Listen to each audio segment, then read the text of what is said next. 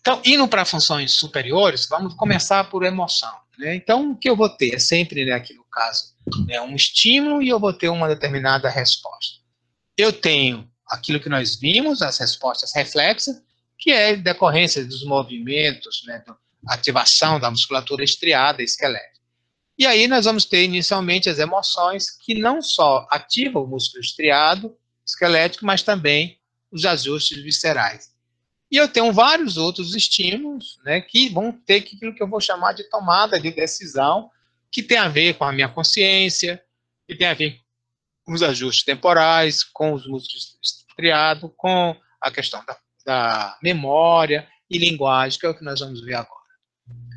Então, quando a gente fala de emoção, historicamente, um caso ficou muito famoso, foi o caso desse trabalhador americano chamado Phineas Gage, né, que em 1848, né, ele, né, trabalhava, né, na construção da estrada de ferro aqui nos Estados Unidos, nesta região, e o que ele fazia, né, você fazia um buraco, colocava pólvora dentro, dinamite, né, e tinha que socar para depois explodir, né, aquelas rochas. E aí ele, quando ele fez isso, alguma coisa tirou a atenção dele e ele bateu, né, com a vara, que é a vara, né, que ele utilizava, né, e esta vara bateu e explodiu, e quando explodiu, retornou e entrou aqui, por baixo, né, tá aqui a entrada, passou aqui, destruindo aqui o olho, e destruiu aqui parte, né, do córtex pré-frontal dele. Esse aqui é o crânio dele, que está na Universidade, no Museu de Medicina da Universidade de Harvard. Então, essa aqui foi exatamente uma reconstrução feita a posterior, e a grande história, porque o Phineas Gage, ele era um sujeito considerado tranquilo, muito respeitoso, socialmente integrado, família organizada. Depois do acidente, né, esse acidente ficou famoso também porque ele sobreviveu. O médico que atendeu, fez a limpeza, curou o tratamento, tal, etc. Lembrando de que o ferro entrou e saiu, não ficou preso como está aqui representado. Ele entrou e saiu. E foi uma coisa assim tão rápida que ele teve a lesão, ele foi acordado, levado para o hospital, acordado, inclusive falando. O médico, então, fez, né, apenas, né, o tratamento para não deixar a infecção e ele sobreviveu. Só que, posteriormente, ele mudou radicalmente o comportamento dele e ele passou a ser agressivo, não conseguia, né, ter emprego, né, inclusive se separou e ficou viajando por muito tempo nos Estados Unidos, inclusive se apresentando como um objeto, né, um ser diferenciado. Ele falava muitos palavrões, diferentemente de que antes, né, ele era uma pessoa muito introvertida, então foi uma alteração na emoção dele. Então, por que alterou? Foi esses estudos que foram feitos. E, na verdade, quando a gente fala de emoção, a gente tem que falar aqui o que nós chamamos de dois níveis de emoção. Um que a gente vai dizer, chamar de valência, né, que a gente vai dizer que eu tenho uma valência agradável e desagradável, então esse lado aqui, né, que eu tenho aqui, né, a desagradável, e aqui eu tenho desagradável, né, então é nesse nível aqui que eu estou chamando a valência, e o outro que é o estado de alerta, alto ou baixo. Então aqui, né, o estado de alerta alto, o estado de alerta, então eu posso ter uma emoção alta, né, com a valência agradável, eu posso ter uma emoção alta com a valência desagradável, eu posso ter uma emoção baixa, mais que agradável, né, e eu posso ter uma emoção baixa, né, com, né, a minha valência seja desagradável. E a grande questão é como é que você faz a quantificação disso, né? Então aqui eu tenho a valência, agradável, desagradáveis, e aqui o alerta. Então isso aqui são emoções negativas de alta intensidade, emoções positivas de alta intensidade, emoções negativas de baixa intensidade e emoções positivas de baixa intensidade. Existe, né, um sistema internacional chamado CIFA, que é o Sistema Internacional de Figuras Afetivas, que foi desenvolvido pela Universidade de Flórida, desculpe. Né, então, esse sistema tem um conjunto de imagens, né, são quase, né, 5.000 imagens. Né, essa imagem aqui, por exemplo, ela está distorcida, as duas, porque essas imagens, né, elas são guardadas, elas são utilizadas apenas em pesquisa e, né, em teste clínico, elas não são disponibilizadas para o público, né, no sentido de não ter as pessoas conhecerem as imagens. É claro que algumas imagens as pessoas possam ter visto antes. Então, eu vou ter, por exemplo, como essa imagem aqui, que é a imagem 3022, né? Essa imagem ela tem esse nível, né, de valência aqui, então é uma valência, né, aqui baixa, mas um alerta alto. Então, aqui um alerta aqui, de 6. Enquanto que essa imagem aqui, a imagem 2019, ela tem essa valência aqui alta, lá entre 6 e 7, e um alerta baixo. E assim sucessivamente. Então, isso permite com que a gente possa, né, tá estudando, né, e medindo, né, as emoções nas pessoas. Aqui eu tenho algumas técnicas, né, que eu posso utilizar Professor, para... Diga. até uma pergunta. E quando a gente tem pessoas que têm mudanças rápidas, né, de humor, isso seria ligado a mudanças rápidas na emoção? Como é que ocorre essa oscilação assim? Ou dá um tempo e aí ocorre outra? Como é que é? Não, aí eu tenho dois tipos de mudanças, né, no estado de humor. Né? Eu tenho, né, uma coisa que é a mudança cíclica, que é o que a gente chama de desordem bipolar. Né? Então, aí eu tenho uma variação cíclica que eu posso ter uma mudança sempre para negativo, que é o caso da depressão. Então, o indivíduo que é depressivo, ele tem uma diminuição de suas respostas, né, emocionais. Neste caso, né, o indivíduo com depressão, ela pode ser recorrente, ela pode ser periódica, ou ela pode acontecer sem nenhuma periodicidade. Ela pode ser o que a gente chama de bipolar, que quando eu tenho tanto uma euforia e uma depressão, ou eu posso ter só euforia. Teve euforia, a gente chama bipolar. E a gente tem dentro desses ciclos algumas que são, né, ritmo muito rápido. Por exemplo, geralmente um bipolar ele pode ter uma oscilação que vai de meses, né? Um mês ele fica eufórico, 2 meses depois ele entra em depressão e assim. Mas tem gente que oscila muito rápido. Essa é uma coisa. A outra característica, né, que aí talvez tenha a ver com a sua pergunta, é que não é que ele tenha, né, uma variação de humor. O que ele tem, né, é uma hiperresposta, né, aos estímulos, que aí é diferente, certo? Então, eu posso ter só uma variação natural que o sujeito tem, todos nós temos, naturalmente, certo? Tem momentos, tem dias que eu vou estar mais bem respondendo, né, considerando de que as coisas são muito mais positivas, com valência mais agradável, vendo as coisas mais agradáveis, e outras menos, né, menos agradáveis. A gente tem essa mudança. Agora, tem gente que tem essas mudanças, né, que são periódicas, isso aí são os distúrbios. Agora, tem gente que falta, né, é o controle de resposta. E aí, na verdade, o problema não está na característica da emoção, mas na capacidade de tomar decisão. Então, é a resposta que o sujeito dá para aquele estímulo, né, que é muito intensa ou, às vezes, né, equivocada. Né?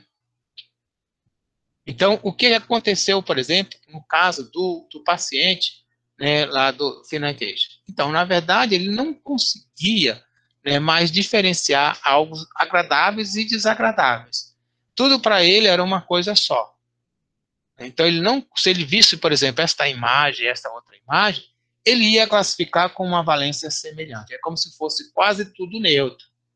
Né? Então, aqui eu teria, por exemplo, uma imagem seria basicamente neutra. Ele veria mais ou menos tudo que seria estar aqui. Certo? Então, eu posso ver, por exemplo, aqui, imagine que eu estou vendo aqui uma cena, em que aqui no caso, por exemplo, uma pessoa, uma mulher bonita, tal, e aí eu vejo isso como agradável, uma criança, um bebê, eu vejo isso como agradável. Aqui, por exemplo, eu vejo, por exemplo, uma cena que seria, por exemplo, um acidente, né, com uma pessoa toda acidentada, né, toda cortada, sangue e tal. Então, eu vou ver isso e vou colocar uma valência, né, aqui, né, como desagradável. Para o indivíduo como o Financage, ele não responde de jeito nenhum. Para ele, tanto uma cena como outra é a mesma coisa. É como se ele fosse indiferenciado. Tá? Então, a gente, inclusive, usa essas técnicas para despertar as emoções nos estudos das emoções, tanto estudo em pesquisa como nos estudos clínicos, né? Então, eu posso ter aqui técnicas para fazer recompensa, punição, a apresentação de estímulo, né? Eu posso mostrar vários estímulos e pedir para o indivíduo responder, avaliar. E aí, a forma de eu medir essas emoções, eu posso fazer uma avaliação direta ou uma avaliação indireta, né? Então, como é que são essas duas avaliações? Então, primeiro, né, a gente tem que entender que eu tenho estímulos emocionais, né, que a gente chama estímulos internos e externos. O que é que significa um estímulo interno? Isso aqui é um pensamento, né, que está representando como se fosse um pensamento. Eu posso agora, né, simplesmente pensar numa realidade, ou pensar num ente querido que eu perdi e tal, ou uma condição, e isso mexer, né, ao meu estado emocional. Ou posso, a apresentação de um estímulo, né, aqui no caso uma cobra, e a mulher, né, tem a mudança, né, ela está aí com medo, né, ela mudou o estado dela, que antes era neutro, agora está com medo, né? E essas emoções, né, eu posso medir a resposta motora, por exemplo, aqui, né, no caso do medo, né, essa mesma situação aqui. O que ocorre? O medo, ele é semelhante em todo mundo. Então, o que eu vou ter? A sobrancelha levanta, as pestanas superiores são levantadas, as pestanas inferiores ficam tensas e os lábios ligeiramente esticados. Então, essa é uma característica específica, motora, da resposta do medo. Eu posso ter também as respostas viscerais, taquicardia, sudorese, tá? E a resposta cognitiva, que é o sentimento. Então, eu tenho as alterações motoras, viscerais e cognitivas, que é o sentimento. Por exemplo, um ator, ele pode representar a face dele como medo, mas ele não tem o sentimento de medo, né? Ele apenas fez alterações motoras semelhantes ao que ocorre na resposta emocional. Aqui eu estou medindo, por exemplo, nessa situação aqui, as respostas viscerais. Aquilo que nós chamamos, por exemplo, do teste, né, detector de mentira. Então, o que eu estou vendo? Medindo a pressão arterial, a respiração, a frequência cardíaca, a condutância na pele, que são todas respostas dependentes do sistema, né, nervoso autônomo. Então, aqui que eu poderia estar, posso fazer essas medidas por eletromiografia, aqui por medidas de biosinais. E aí eu tenho o registro da atividade visceral e posso detectar o estado emocional do sujeito. Aqui, por exemplo, eu posso apresentar uma figura como essa, né, e estar medindo e ver qual é a resposta que o sujeito tem, né? Então, as emoções também eu posso ter de dois tipos, né? A que eu vou chamar de inata e aprendida. O que eu digo aqui? Ó, nessa situação aqui, ó, parece que a cobra, em muitas pessoas, a emoção de gerar medo, ela é inata. Para mim, por exemplo, né, é inato. Eu tenho um medo exagerado de cobra, né? Agora, essa situação aqui, essa garota, ela aprendeu, né, e ela não tem medo para cobra. Os tipos de emoções, a gente diz que existe, né, 6 tipos de emoções, né, universais, que é o que a gente chama de raiva. Esse é um padrão mais ou menos de medo, de nojo, de surpresa, alegria e tristeza. Existem umas pequenas variações, tal, mas isso é aceitável no mundo inteiro. As pesquisas têm demonstrado que pelo menos esses 6 tipos básicos emocionais têm sido registrados em todas as culturas. Tem algumas outras coisas, né, que parecem ter algumas diferenças, tal, e etc. Então, na verdade, o que eu tenho é uma oscilação, né? Uma parte mais de alegria, tristeza, de várias emoções, né? Então, é isso que a gente vê. E como é que isso é gerado? Então, umas ideias, né, que antigamente você imaginava o seguinte, que é a ideia do senso comum, né? Você tem aqui uma percepção, uma imagem, aqui uma situação, então você teve a percepção de perigo, e aí isso vai gerar o sentimento, a ideia, e depois o que geraria essa resposta fisiológica, cardíaca, tal, etc. No outra situação, que foi a proposta, né, uma visão do James e do Lamb, 2 pesquisadores, no final do século passado, do século retrasado, do século passado, ou seja, 19 para o século 20, é que você tem a percepção de perigo, primeiro você tem as reações fisiológicas, e depois das reações fisiológicas você tem o sentimento de medo. Essa proposta, ela parece, né, bastante interessante, ela mostra algumas coisas, porque às vezes a gente tem, né, o sentimento, a emoção, né, simplesmente só pelas reações fisiológicas, isso é verdade.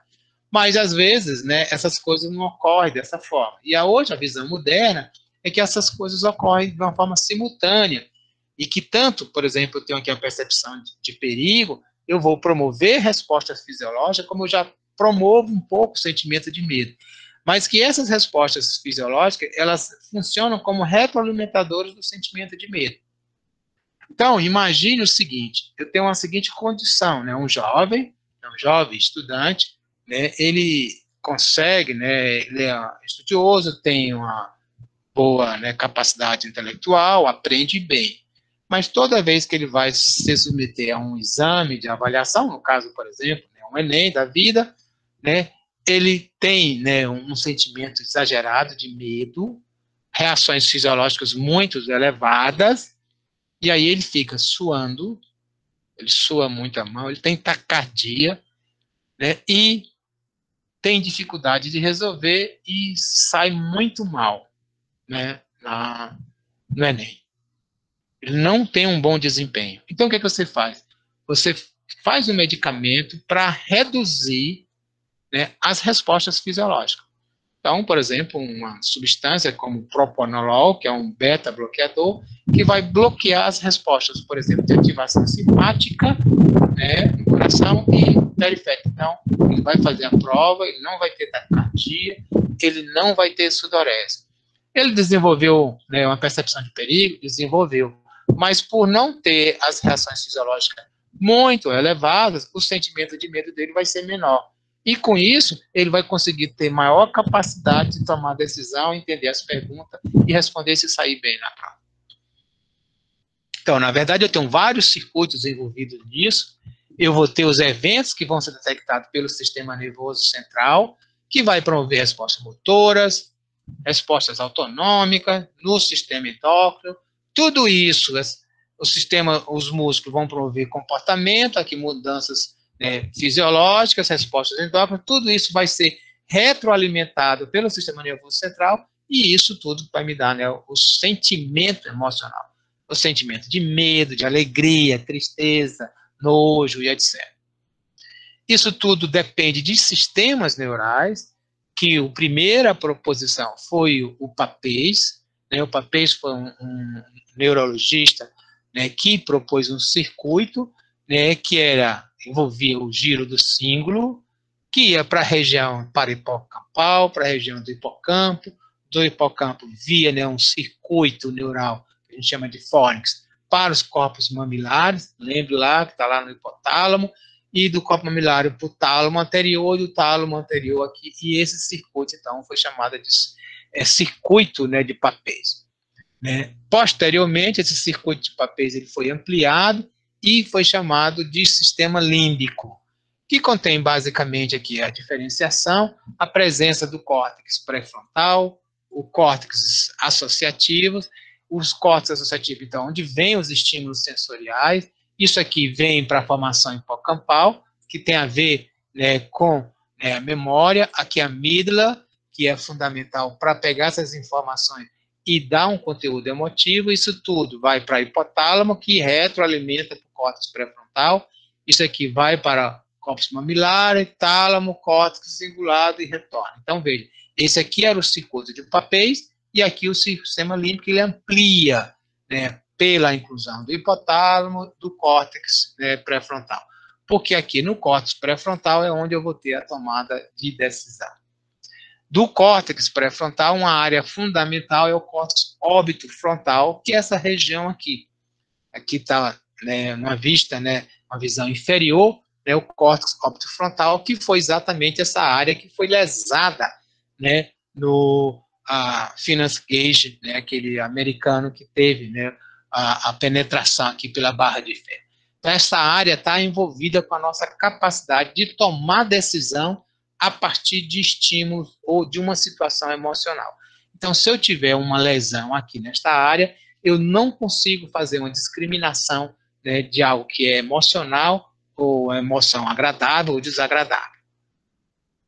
né? Então, na verdade, né, o córtex orbitofrontal ele vai regular a nossa habilidade para inibir determinado comportamento, avaliar, agir, né? Tudo isso, né, essas atividades com informações emocionais e, é claro, sociais, porque os nossos padrões sociais e relações sociais, em partes, foram determinados pelas nossas emoções.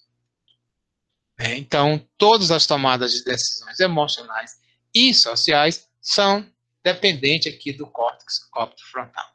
Inclusive, né, uma tomada de decisão como essa, de estar dirigindo, né, e usar o celular e, né, correr o risco de, né, provocar um acidente. Então, quando a gente diz esse sujeito que está dirigindo usando o celular, né, ele fez uma decisão consciente, né, o córtex orbitofrontal, por algum motivo dele, né, não fez uma avaliação emocional de que isso, né, poderia provocar um acidente, que era algo desagradável. Então, veja que as emoções, elas têm as estruturas, mas, claro, elas vão serem, né, aprendidas. Outra estrutura importante, que é o complexo amidalóide, que está aqui é o hipocampo, aqui é o complexo amidalóide. O complexo amidalóide ele é importante para qualquer informação que a gente recebe, que a gente vai guardar na nossa memória. A amígdala ela é fundamental para gerar aquilo que a gente chama de agregar o valor emocional à informação. Sem, né, amígdala, ou com a lesão da amígdala, eu não tenho essa capacidade. A emoção ela pode ser aprendida. Então, veja, eu, né, consigo andar facilmente em linha reta. Se eu fizer uma linha reta de 5 centímetros, eu consigo andar sem nenhum problema. Mas se tiver um muro de 20 centímetros de largura, eu não consigo andar, porque a minha emoção, o meu estado de emoção, que eu faço uma avaliação de risco, e o estado emocional de medo, inibe a minha atividade motora. Mas veja que esse sujeito aqui, ele pôs um cabo de aço entre as duas torres gêmeas e conseguiu, né, atravessar de um lado para o outro, né, fazendo, né, ou seja, ele aprendeu a controlar o seu medo. Claro que esse medo também ele pode ser condicionado. Aqui nós temos aqui uma condição, né, real, né, então o que a gente tem aqui são imagens típicas que a gente vê no nosso dia a dia na televisão, é uma pessoa morta num ambiente aqui onde não tem uma pavimentação, onde eu tenho aqui um esgoto a céu aberto, onde eu vejo casa simples, né? E aí o que a gente faz? A gente condiciona o ambiente, o contexto, a uma condição de medo. Embora existir uma casa simples, ou uma área, uma rua sem pavimentação, isso não é motivo de gerar medo. Mas, em decorrência da gente ter associado ao longo, né, da nossa vida essas imagens, a gente foi condicionando e a gente sempre tende a associar, né, essas imagens com realmente uma condição de medo. Existem, né, alguns livros, né, que eu vou deixar aqui de sugestão para vocês. Tem esse livro bastante interessante do Joseph Ledoux, que é um cara que trabalha muito com emoção. O Antônio Damasio, no Erro de Descartes, também é um livro bastante interessante. E esse livro, né, do Sapolsky, também é um neurocientista que, né, ele discute boa parte, né, sobre emoção também, né, em alguns capítulos. E aí a linguagem, né? Então, para a gente falar de linguagem, né, a primeira coisa, né, que eu queria chamar a atenção de vocês é que os primeiros estudos clássicos para definir que o cérebro tinha uma área da linguagem foi feito pelo Paul Broca, né, lá no século XIX, em que ele encontrou que alguns pacientes que tinham lesão aqui, esse é um cérebro de um paciente do Paul Broca, que está no Museu, né, de Ciência de Paris, a Cité de la Ciência. Quem for visitar, eu sugiro muito, né, ir nesse setor, é bastante interessante ver a história do Paul Broca, e que ele via que os pacientes, quando ele fez a autópsia desses pacientes após morte, ele encontrou que todos tinham lesão na mesma área, né, e aí ele chamou isso a área da linguagem. Uma das coisas que a gente sabe da linguagem é que o desenvolvimento dela ocorre espontaneamente em criança, basta ela ser colocada, né, na presença de adulto que fale. Então, a gente diz que a linguagem, como é a proposição do Chomsky, né, ela é aprendida, né, e a capacidade para aprendê-la, né, ela é inata. Né? A gente tem linguagem, né, em animais, isso aqui, no caso, é uma linguagem de, na verdade, mais comunicação, das danças das abelhas, que isso foi descrito, né, no início do século XX, em que, conforme seja a relação da posição do Sol, da colmeia e da fonte onde tem um alimento, né, pode ser aqui ou aqui, ela faz movimentos sequenciais diferenciados, indicando para as outras, né, companheiras da colmeia aonde está a fonte de alimento. Uma coisa importante, né, que a gente tem são os cantos dos pássaros. Então, alguns pássaros são, como esses pássaros, são cantores, né? Deixa eu mudar isso aqui. Então, aqui no caso, esse pássaro, né, tem, né, uma função de cantar. Isso aqui é um filhote, e isso aqui é o tutor. Isso aqui é o adulto. Isso aqui é o padrão espectral de um adulto. Então, veja que aqui o padrão do filhote ele é diferente, ele vai aprendendo e se aproxima. Tem pássaro que não aprende, tem pássaros que aprendem. Então, esses pássaros cantores, né, o que se sabe hoje, isso, inclusive, um dos trabalhos que mais contribuiu para isso, tem um brasileiro envolvido, né, que é o professor Cláudio, né, Mello, que trabalha nos Estados Unidos, né? Então, o professor Cláudio foi um dos responsáveis para descobrir várias dessas estruturas. Então, quando a gente vê os pássaros cantores, o que aprende a cantar, e os pássaros não cantores, os pássaros que o canto dele já é inato, ele tem mais estruturas neurais envolvidas na produção, né, e no reconhecimento, né, do canto. A gente também tem trabalhado estudando, né, a atividade de linguagem primata. A gente tem estudado, né, o sagui, né, e o que a gente fez foi um estudo, né, tentando ver se existia uma caracterização, né, diferente quando um sagui, por exemplo, dentro de um ambiente isolado, ele ouve ou ele fala, ou ele vocaliza, melhor dizendo, né, ele está vocalizando. Aqui são dois tipos de vocalização, esse é o fi, esse é o tri, né, e a gente olhava no cérebro aonde tinha ativação de áreas corticais. Então, isso aqui são as vocalizações que a gente utilizou para fazer a ativação do sagui, e o que a gente observou é que quando o sagui ele ouve e vocaliza, ou ele só vocaliza, ou ele não faz nada, as áreas ativadas são diferentes.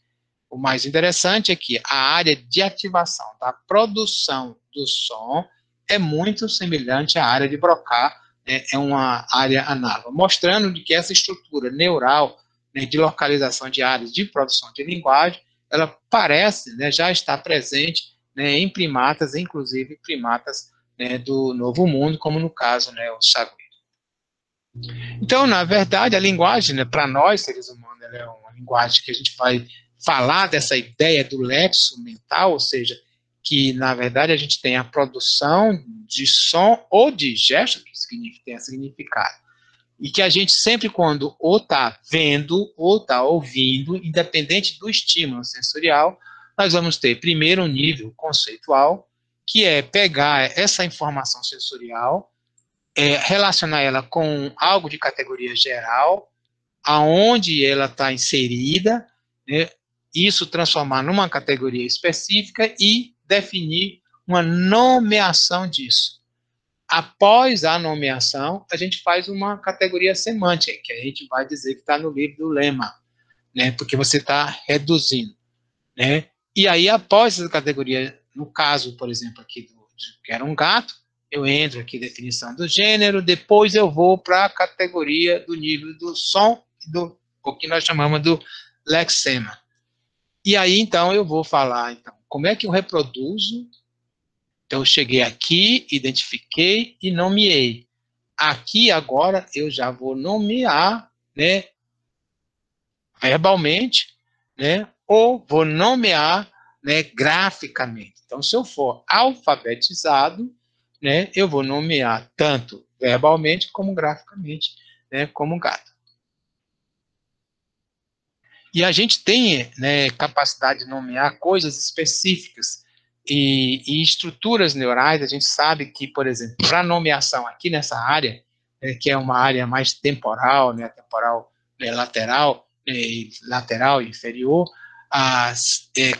estudos de lesões mostram que, por exemplo, quando é lesão mais aqui, eu tenho mais, né, uma perda e incapacidade de nomear, por exemplo, ferramentas. Aqui, ou seja, coisas não vivas. Aqui, animais, e aqui, seres humanos, pessoas.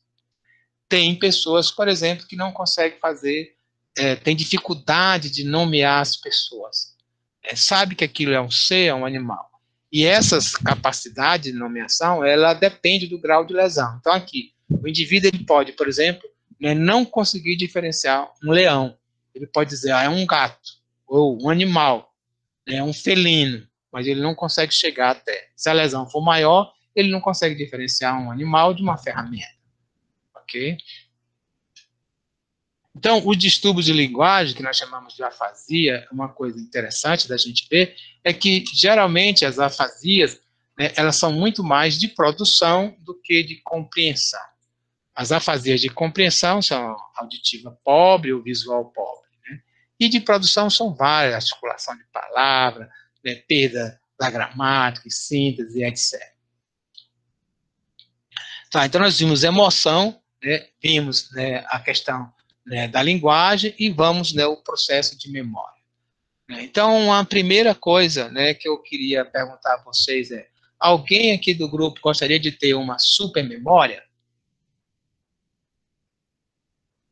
Quem não? Pois é, mas eu acho que ter super memória não é bom. Teria suas desvantagens, né? Claro. Eu Diga. acho que eu não queria ter. Porque tem que lembrar que as memórias estão atreladas a emoções. Então, se você lembra de tudo, você vai ter inúmeros gatilhos. Além do que você já tem normalmente esquecendo de tudo. Então, por um lado é uma dádiva, por um lado é uma maldição. Você vai lembrar de tudo e vai sentir tudo. Pois é, por incrível que pareça, né, esse grande, né, escritor argentino chamado Jorge Luis Borges, ele escreveu um conto chamado Furnes, é o Memorioso.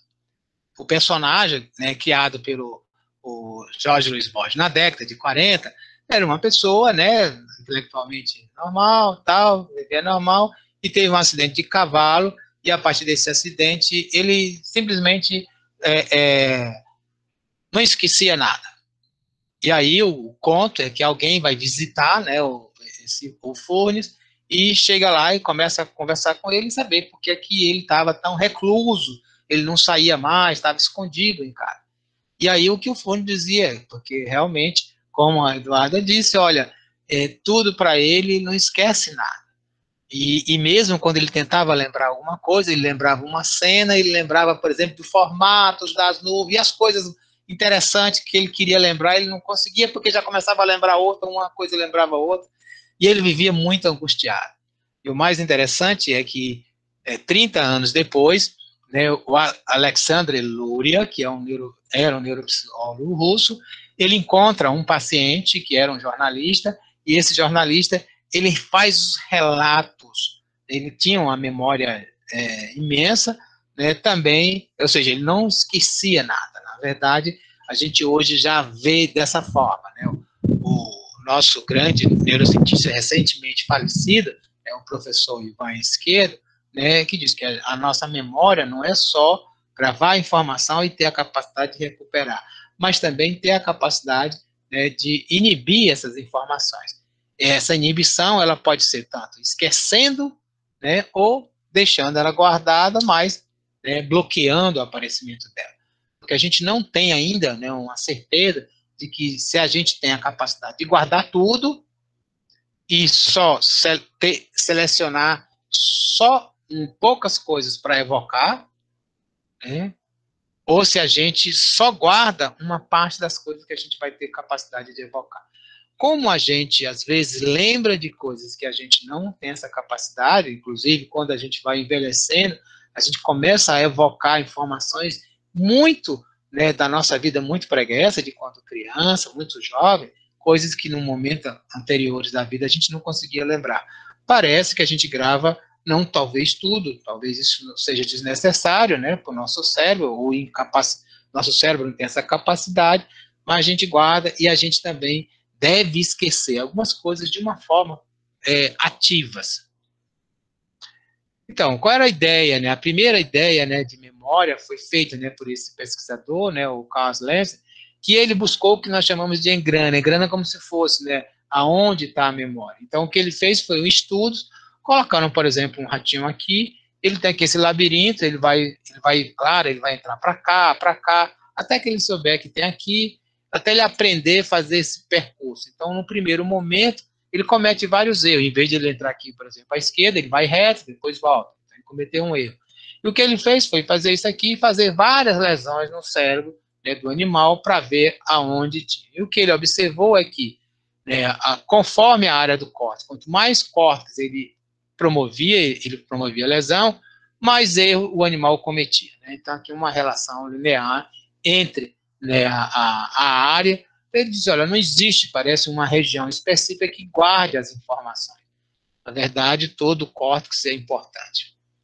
Isso levou a outros pesquisadores, como, por exemplo, Donald Hebb, a propor essa ideia de que, na verdade, o que ocorre são circuitos neurais e que, quando eu tenho o que eu chamo de reverberação, essas sinapses ficam facilitadas. Isso permitiu, né, o desenvolvimento do conceito de redes neurais. Então, esse conceito de redes neurais, né, imagina hoje a memória como, né, um sistema de redes neurais. E a memória a gente pode, né, fazer, né, um esquema explicativo dela dessa forma. Né? Eu tenho tantos eventos externos como eventos internos. Né? Então, esses eventos vão ser adquiridos. Eu vou ter, em um primeiro momento, uma retenção temporária, que aqui é uma retenção, uma atividade celular. Essa retenção temporária, ela pode ter uma evocação e gerar um comportamento ou gerar, né, um outro evento interno. Essa retenção temporária, eu posso também ser esquecida. Ou o que é retenção temporária, ser consolidada, e aí eu entrar no processo de retenção duradoura, que pode ser evocada posteriormente e gerar um comportamento. Ou o que já há retenção duradoura também pode ser esquecido. A outra coisa é que o sistema, a memória, não ela é única. Então, esse sujeito aqui, que é o Henry Gustavo Mollison, né, ele, quando jovem, ele teve um acidente de bicicleta, né, não sabemos se o motivo foi o acidente de bicicleta, mas foi posterior a isso, ele começou a ter, né, convulsões, né, incontroláveis. E a convulsão dele era decorrente de uma lesão aqui no hipocampo, e ele fez uma cirurgia removendo aqui o hipocampo, né, que está localizado na região temporal medial, e essa, né, neuropsicóloga estudou, né, esse paciente e descobriu que ele tinha uma incapacidade, né, de ter novas memórias, né, após, né, a cirurgia. Né? Então, aqui, né, o exame, né, de ressonância, né, do paciente, a gente vê que aqui são os olhos, aqui são a região mais posterior, nós vamos ver aqui mais na frente, aqui, ó, aqui é onde está, né, aqui o hipocampo, né, aqui nessa região aqui, né, onde foi removido, né, o hipocampo dele. Tá? Aqui, ó, a imagem, né, mais detalhada, né, então veja que você está saindo, né, da região mais anterior para a região mais posterior. Então aqui você vê, tem toda aqui essa área, que vocês vão ver a formação aqui nessa região. Então, isso aqui eu tenho uma lesão, que foi feita a cirurgia, por isso que está escuro aqui. Então, está aqui a imagem não dinâmica, né? Então, aqui a área onde foi lesada, está aqui a área onde foi tirado, né? Aqui essa área, ele deixou de ter, né, as crises convulsivas, mas ele perdeu, né, a capacidade de ficar guardando novas informações. Mas o mais interessante é que isso aqui, por exemplo, é um tipo de memória que a gente chama de memória motora. Então aqui o indivíduo, né, o que ele vai fazer? A tarefa dele é fazer isso aqui, ó, escrever aqui, passar o lápis aqui por dentro, sem errar. Né? Então, ele vai fazer isso olhando, né, a mão invertida no espelho. Então, no início ele comete muitos erros, mas logo depois ele aprende, né, a fazer isso aqui. Então, isso aqui é uma memória motora. O que se descobriu é que o HM conseguia aprender a fazer essa memória motora. Imagine que o HM poderia aprender a andar de bicicleta se ele não soubesse. Mas, por exemplo, ele não aprendia o nome, a doutora Brenda. Toda vez que ele encontrava a doutora Brenda, a doutora Brenda precisava explicar para ele tudo o que tinha acontecido, porque ele não lembrava disso. Por quê? Na verdade, é isso aqui, essa sequência, essa parte de consolidação aqui do HM que estava prejudicado, porque isso aqui depende do hipocampo. Então, imagine se o HM, ele viesse, né, para um ambiente de uma sala de aula, ele poderia ficar conversando com você, né, conversa, e aí o que acontece? Né, ele conversaria como se fosse normal, mas o que acontece é que logo em seguida, né, se ele saísse dali 1 minuto depois que ele voltasse para a sala de aula, ele não lembrava de ninguém o que estava fazendo ali. Isso levou a uma classificação de memória, né? Então, pelo tempo, eu posso dizer que tem uma memória sensorial, uma memória de curto prazo e uma memória de longo prazo. A de curto prazo, né, essa memória imediata, ou a memória de trabalho. A de longo, a memória não declarativa, ou a memória declarativa. A não declarativa é a memória motora, por exemplo. Então, no HM, essa memória estava preservada, mas essa memória aqui, a memória declarativa do HM, estava prejudicada. Então, o que a gente chama de memória semântica, que tem a ver, né, com a questão cognitiva, do pensamento, as ideias, e a memória episódica, de recordar nome, locais, tais, etc. A memória de trabalho é aquela memória o seguinte: imagine que agora, né, alguém de vocês, né, aqui da sala, eu posso pegar na sala e perguntar assim: vamos convidar, né, um determinado professor, como o professor Roberto Lente, lá da Universidade Federal do Rio de Janeiro, para participar do nosso curso, dar uma aula para a gente. Né? Aí eu pergunto: alguém tem um telefone, né, do professor Roberto Lente? Aí um de vocês diz: ele é do Rio, então é 021, tal. Aí, enquanto você diz, eu estou gravando aqui a informação, digito e vou falar com ele. Na hora que eu estiver falando com ele, essa informação sobre o número de celular que vocês me derem, eu liguei para ele, né? Eu gravei momentaneamente na memória do trabalho, mas depois que eu executei, eu esqueço totalmente. Como? Eu vou, por exemplo, ao supermercado, né, vou parar o carro no estacionamento, enquanto eu estou dentro do supermercado e volto, o local do estacionamento fica na minha memória do trabalho. E, por exemplo, para falar para vocês, né, eu estou toda hora, né, recuperando a informação para poder manter o meu raciocínio. Então, a memória do trabalho, ela está relacionada com a memória, né, temporária, né, ultra rápida, uma memória de apresentação muito perceptual. Aí eu vou depender da memória, né, das coisas anteriores, né, mas ela vai me permitir com que eu pense, com que eu execute, que eu tome decisões. No caso, para animais, a gente fala que isso é possível também, né, essas memórias, né, que a gente faz de navegação, por exemplo, são uns estudos que tem bastante interessante, e isso tudo demonstrou que isso depende muito de regiões, né, como hipocampo. Outros tipos de memórias mais simples, como o condicionamento clássico, o condicionamento operante. O clássico é que o indivíduo associa um estímulo que antes era neutro com um estímulo que agora vai ter um efeito. O condicionamento é operante quando o animal, por exemplo, aprende a associar um determinado comportamento com um objetivo, por exemplo, como abrir aqui a porta, né, tocando, né, no caso da alavanca. O reflexo condicionado a gente pode produzir no ser humano, aqui no caso, por exemplo, se eu estimular um sopro de ar no olho, eu vou piscar, mas se eu associar, por exemplo, um estímulo de sopro no olho e um sonoro, né, então aqui no tempo. Então imagine, né, que aqui eu tenho um estímulo, que é o não condicionado, que é o estímulo do sopro. E aqui é o estímulo condicionado, que é o som. Né? Então aqui, se eu dou só o estímulo, né, não condicionado, certo? Eu dou um estímulo aqui, o que é que vai acontecer? Eu promovo aqui, certo?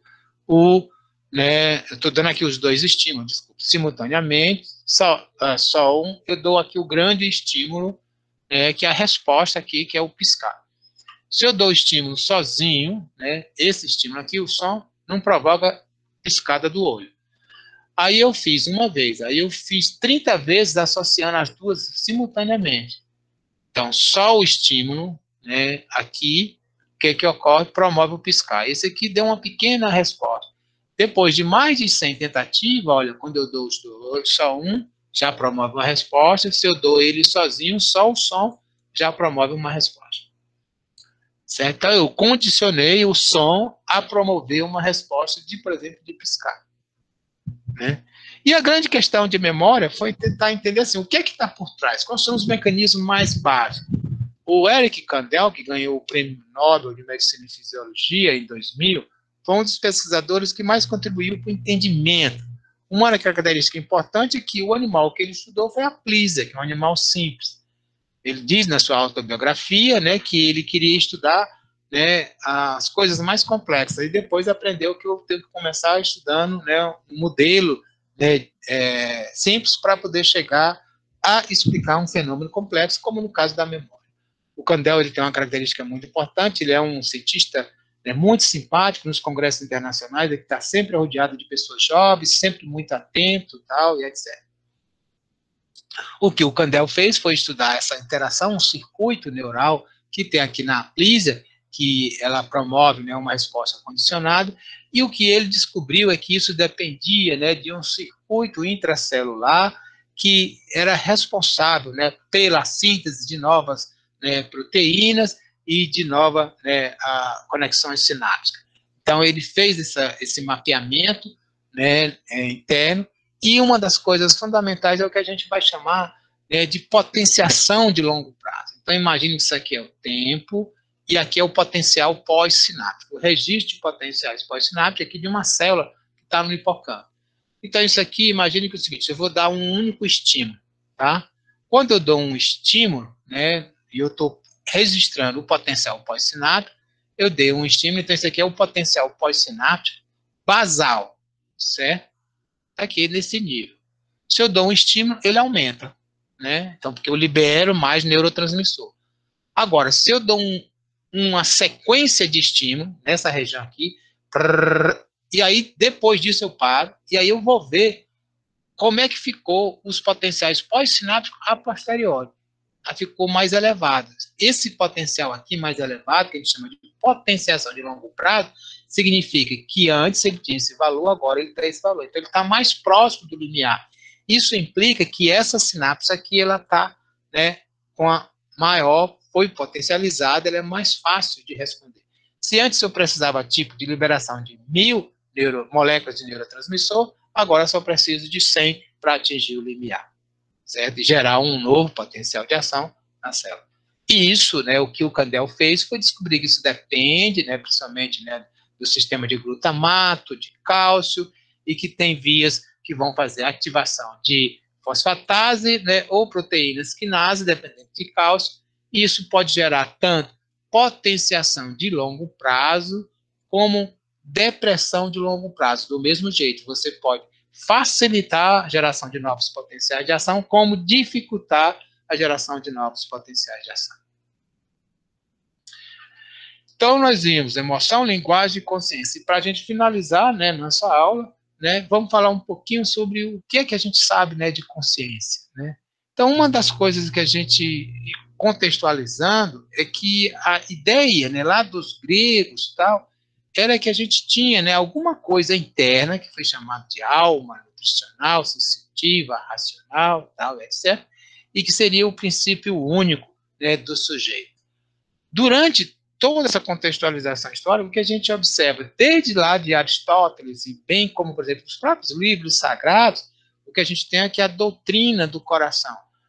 Por que isso? Porque dois motivos. Primeiro, porque o coração é uma estrutura muito complexa, né? Mas ela tem uma coloração vermelha por causa do sangue, né? E a gente vê o indivíduo morrendo quando você promove uma lesão, né? E não a doutrina, né, do cérebro. Por exemplo, se nós formos ler, né, que o Antigo ou o Novo Testamento, você procurar a palavra cérebro nele, não existe, mas a palavra coração existe. A gente fala do Sagrado Coração de Jesus, do Sagrado Coração disso, daquilo, e não do cérebro, porque, né, até uma boa parte, né, até a época medieval, né, se achava que realmente a alma estava aí no coração, mas com Descartes isso muda, né? Você tem todo o renascimento e isso passa, né, a ter uma noção de que, né, a consciência ela está no nosso cérebro. E o que seria consciência? Tecnicamente a gente pode dizer que é qualquer experiência. Qualquer sensação, experiência que a gente tenha, pode se chamar de consciência. Aqui, por exemplo, a gente está vendo, então eu queria sugerir que vocês centralizem, né, a visão de vocês aqui, bem aqui nesse ponto, para vocês verem, né, o que é que vocês conseguem perceber. Vocês conseguem perceber alguma diferença quando vocês olham? Alguma coisa especial?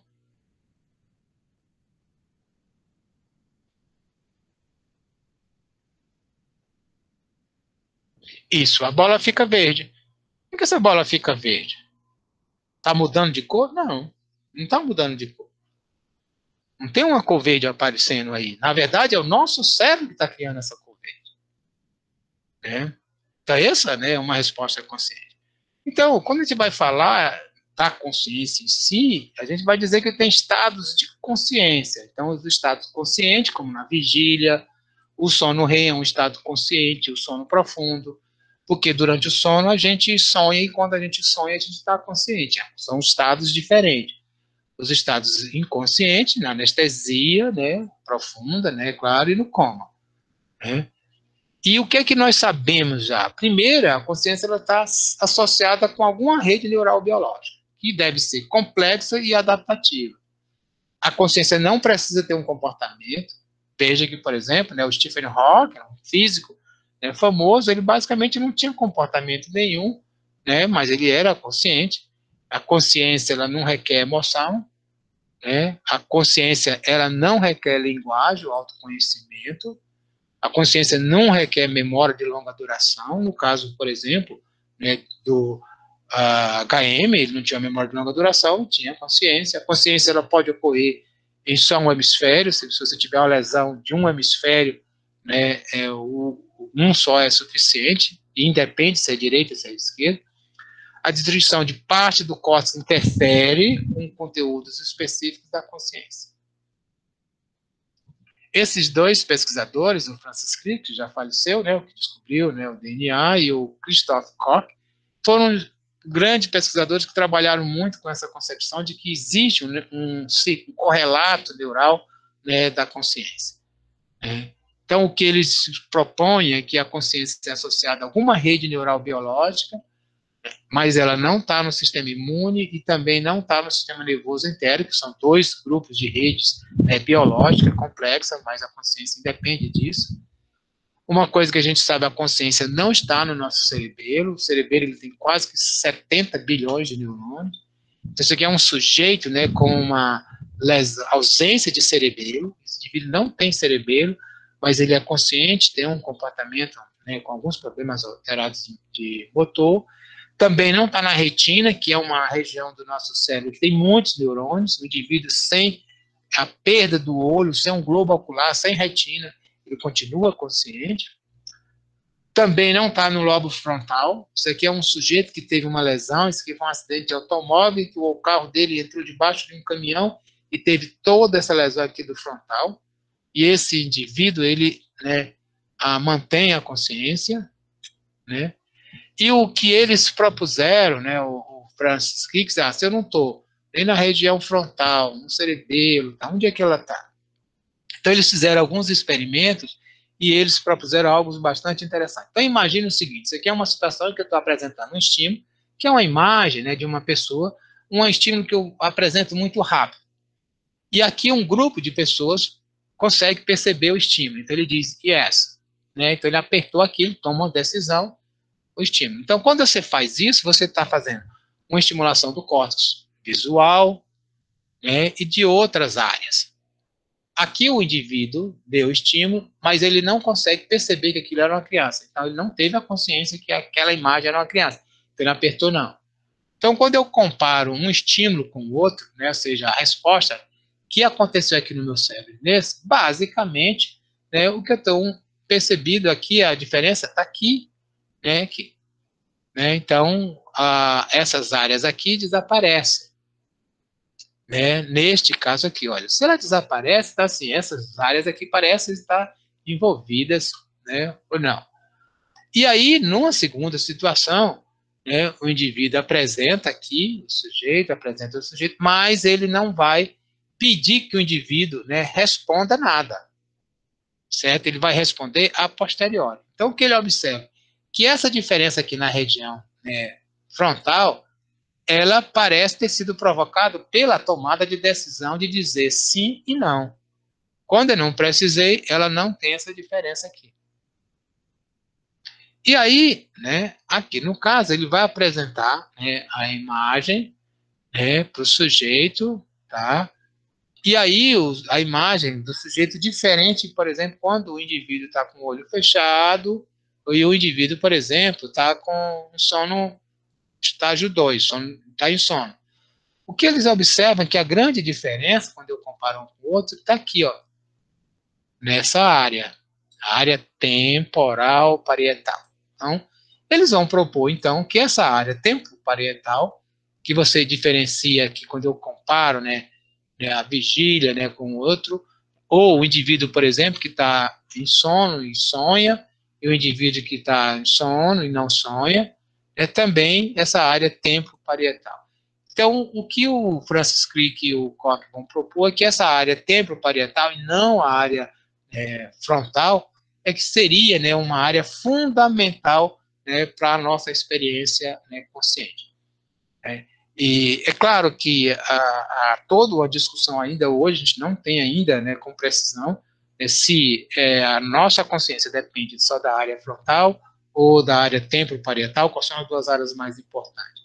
O que a gente sabe, né, é que essa área temporoparietal ela é importante para a gente poder ter essa experiência consciente, né, e que o conteúdo da consciência muda conforme a lesão cerebral, mas, né, a gente só perde o estado de consciência quando a gente tem uma lesão cerebral grande, no estado de coma, né, ou no caso, por exemplo, né, e na anestesia, né, profunda, em que eu tenho um córtex, né, totalmente anestesiado. Então, vamos ficar por aí, né? Questões, dúvidas?